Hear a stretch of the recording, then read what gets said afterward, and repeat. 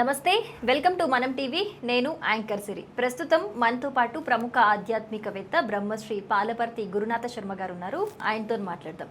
గురుగారు నమస్కారం. నమస్కారం అండి. గురుగారు, ఇప్పుడు మే 16 అమావాస్య శనివారం రోజున వస్తుంది. మనం ప్రీవియస్ వీడియోలో దాని ప్రత్యేకత ఏంటో కూడా మాట్లాడుకున్నాము. కానీ మామూలుగా అమావాస్య అయినా ఈ అమావాస్య అయితే చాలా ప్రత్యేకం. మామూలుగా అయినా అమావాస్య రోజున చాలా పనులు చేయకూడదు అని చెప్తూ ఉంటారు. జుట్టు విరబోసుకోవడమైనా, గోర్లు అస్సలు కత్తిరించొద్దు అంటారు. చీకటి పడినాక అసలు బయటికి వెళ్ళకూడదు అని అంటూ ఉంటారు. బయట ఇక్కడ నిమ్మకాయలు ఉన్న అవి దాటకూడదు అని చెప్తూ ఉంటారు. ఇంకా చాలా ఉప్పు కొనకూడదు అంటూ ఉంటారు. చాలా చెప్తూ ఉంటారు ఇలా అమావాస్య రోజున శుభకార్యాలు చేయకూడదు అని అంటుంటారు. సో మీరు చెప్పండి, అసలు అమావాస్య రోజున ఎలాంటి పనులు అస్సలు చేయకూడదు, దాని పరిణామాలు ఏ విధంగా ఉంటాయి చేస్తే? ప్రధానంగా చూసుకుంటే అమావాస్య అనేది చంద్రగ్రహానికి అంతా కూడా హీనంగా ఉంటుంది. చంద్రుడి యొక్క ప్రామాణికం చెప్తాం. పౌర్ణమి చంద్రుడు ఎట్లా ఉంటాడు? పౌర్ణమి అనేది మనకి చంద్రుడి యొక్క బలం అంతా కూడా ఎక్కువగా ఉంటుంది. పౌర్ణమి యొక్క కళలు ప్రధానంగా 16 కళలతోటి చంద్రభగం అనడంతో నిండు పౌర్ణమి అంతా కూడా అంటారు. నిండు పౌర్ణమి అంటే బాగా కళగా కనబడుతుంటారు, అందంగా ఉంటాడు చంద్రుడు అని చెప్పేసి. ఆ చంద్రుడి యొక్క హీనం అనేది క్రమేపీ తగ్గుతూ ఉంటుంది. ఈ కృష్ణపక్షం అనేది అనేటప్పటికీ సంపూర్ణంగా ఈ యొక్క అమావాస్య రోజునంతా కూడా కళలంతా కూడా పోగొట్టుకుని ఈ యొక్క చంద్రుడంతా కూడా మబ్బుల్లో ఉండిపోవడం, కనపడకుండా ఉండడం, మొత్తం అంతా కూడా నల్లగా అయిపోవడం అనేది జరుగుతూ ఉంటుంది. ఈ యొక్క కళలు విహీనంగా ఉండడం వల్ల చంద్రబలం లేకుండా ఉంటుంది. కాబట్టి దీనికంతా కూడా దైవతాశక్తి కొంచెం బలహీనంగా ఉంటుందని చెప్పేసి అంటారు. కానీ ఇక్కడ ఏంటంటే ఉగ్రదేవత ఆరాధన చేసేవాళ్ళు, ఎవరైతే కనుక శక్తి ఉపాసన చేసే వాళ్ళకంతా కూడా అమావాస్య మంత్రోపదేశం ఉండే వాళ్ళకి విశేషంగా అంతా కూడా అమావాస్య చాలా శ్రేష్టమైంది. చండీ ఉపాసన చేసేవాళ్ళు కానీ, మహావిద్యలు దశమహావిద్యల్లో కొన్ని ఉగ్రదేవత ఆరాధన చేసేవాళ్ళకి కానీ వీళ్ళకంతా కూడా ఈ అమావాస్య అనేది చాలా శ్రేష్టమైంది. కానీ ఇక్కడ అందరికీ ఇవన్నీ అవసరం లేదు. సాధారణమైన మనుషులకి ఇవన్నీ అవసరం లేదు.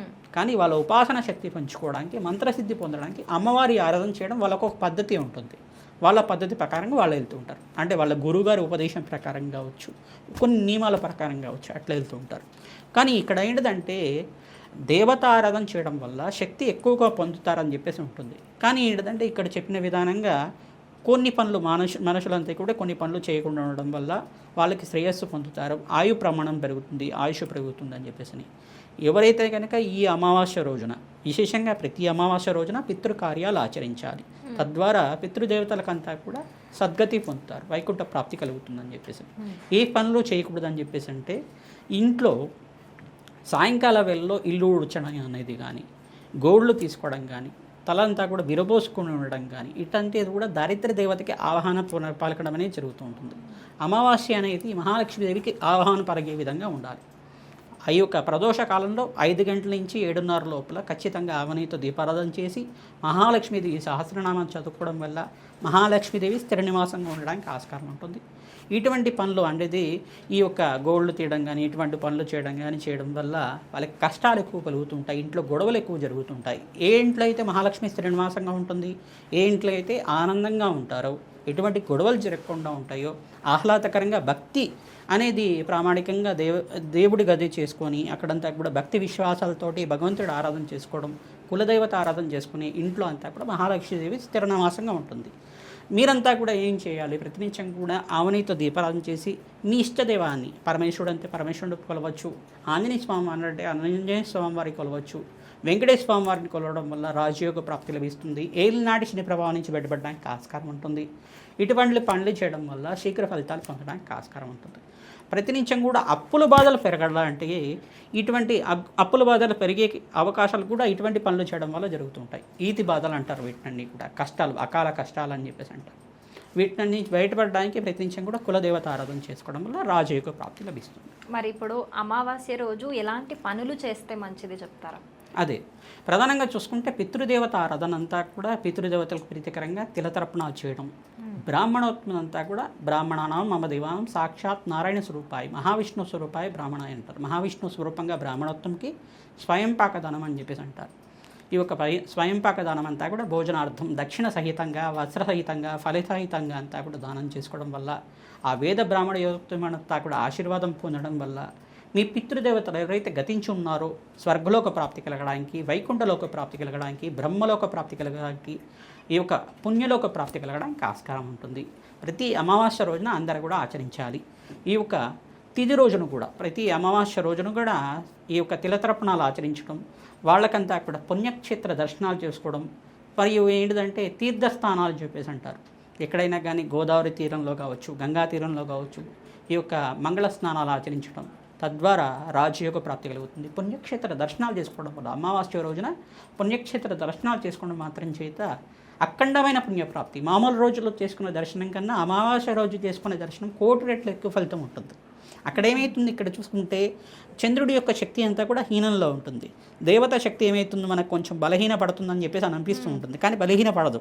కానీ ఇక్కడ ఏమవుతుంది, మనం దేవుణ్ణి కొలవడం వల్ల ఆ శక్తి అనేది పెరుగుతుంది. తద్వారా ఏంటంటే రెట్టింపు ఎక్కువ అవుతుంది. భక్తిగా దేవుణ్ణి కొలవడం మాత్రం చేత భగవంతుడి యొక్క శక్తి పెరుగుతుంది, ఆ మంత్రానికి శక్తి పెరుగుతుంది, రెట్టింపు అవుతుంది. మీ మంత్రం ఏదైతే ఉపదేశం చేసి ఉన్నా, ఏ నామాన్నైనా ఆ నామస్మరణ చేయడం వల్ల నామల రోజులో చేసుకునే జపానంతా కూడా 100 రెట్ల ఫలితం ఉంటే, ఈ అమావాస్య రోజు చేసిన జపానికంతా కూడా 1000 రెట్లు ఫలితం వస్తుంది, 1,000,000 రెట్లు ఫలితం వస్తుంది. తద్వారా మీకు శీఘ్ర ఫలితాలు పొందడానికి ఆస్కారం ఉంటుంది.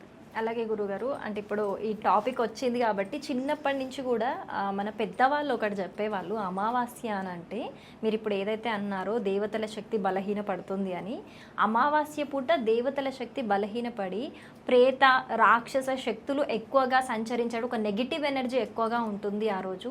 సో దేవతల పాజిటివిటీ కూడా తక్కువగా ఉంటుంది. అందుకనే మనం ఆ రోజు జాగ్రత్తగా ఉండాలి అనేది చిన్నప్పటి నుంచి చెప్తూ ఉంటారు. అందులో ఎంతవరకు నిజం ఉందంటారు గురువుగారు? ఖచ్చితంగా ఉంటుందమ్మా. కానీ ఏంటంటే ఈ అమావాస్య కన్నా ఎప్పుడైనా గ్రహణాలకి ఎక్కువ ఫలితాలు ఎక్కువ ఉంటుంది. మీరు చెప్పే విధానం ఏంటిదంటే గ్రహణాలకి ఎక్కువ దోషం ఎక్కువ ఉంటుంది, అమావాస్య అనేది చాలా తక్కువగా ఉంటుంది.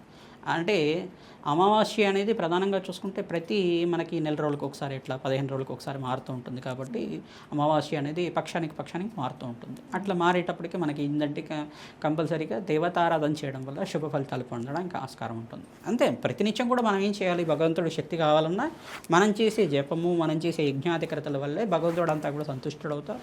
తర్వాత యజ్ఞ హోమాది కార్యక్రమాలు ఆచరించడం వల్ల భగవంతుడికి శక్తి కలుగుతుందని చెప్పేసి యాగాలు చేయడం వల్ల వరుణదేవుడు సంతుష్టి మనకంతా కూడా వర్షాలు కురిపిస్తాడని చెప్పేసి ఈ యొక్క ప్రకృతి అంతా కూడా నియమబద్ధంగా ఉంటుంది. ఒక సిస్టమేటిక్ లైఫ్ అనేది ఉంటుందన్నమాట.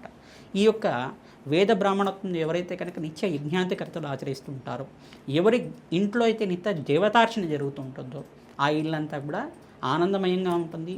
లక్ష్మీ కటాక్షం స్థిరంగా నివాసం ఉంటుంది. శివులకి సంపదలకి ఐశ్వర్యానికి లోటు లేకుండా ఉంటుంది. ఇటువంటి ఫలితాలంతా కూడా ఉంటుంది. చెప్పిన విధానంగా ఈ యొక్క దుష్ట ప్రేత ఆవాహన అనేది కొంతమంది మంత్రగళ్ళ అవన్నీ చేస్తూ ఉంటారు. అది అనేది దానికి ఎక్కువ శక్తి ప్రామాణికం అనేది ఉండదు. దాని నుంచి విడుగుడు అనేది ఉంటుంది, కానీ భగవంతుడు ఆరాధన చేయడం వల్ల దాని నుంచి విమోచన పొందడానికి ఆస్కారం ఉంటుంది. ఇవన్నీ కూడా ఏంటిదంటే దేవతా శక్తి కొంచెం బలహీన పడకుండా మనం ఏం చేయాలంటే భగవంతుడు ఆరాధన నిత్యం చేసుకోవడం వల్ల ఈ అమావాస్య రోజున విశేషంగా అమ్మవారి ఆరాధన చేయడం కానీ, మహాలక్ష్మీదేవి ఆరాధన చేయడం కానీ, పరమేశ్వరుడు ఆరాధన చేసుకోవడం కానీ, వెంకటేశ్వర స్వామి వారి ఆరాధన చేసుకోవడం వల్ల రాజయోగ ప్రాప్తి లభిస్తుంది. చాలా చక్కగా వివరించారు. ధన్యవాదాలు గురుగారు. శ్రీమాత్రేన.